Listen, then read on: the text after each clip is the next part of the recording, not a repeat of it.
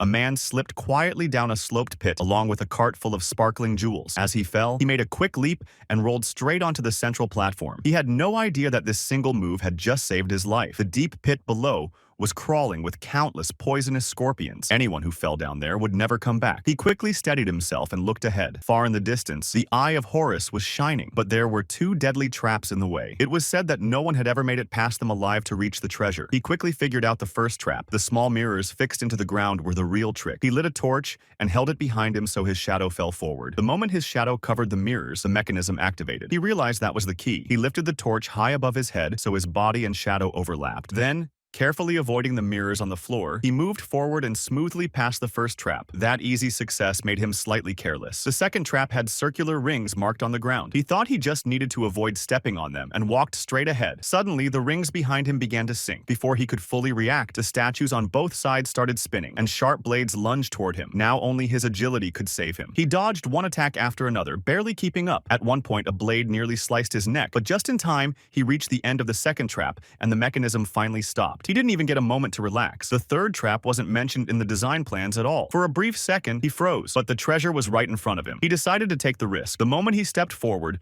the bricks beneath his feet began to fall away. Running was his only option. He sprinted with everything he had. At the final second, he jumped and grabbed the Eye of Horus. The sound of falling bricks stirred the scorpions below into a frenzy. Just then, the Eye of Horus released a blinding light, forcing the scorpions to retreat. And like that, after facing every deadly danger, he finally escaped with the treasure in his hands.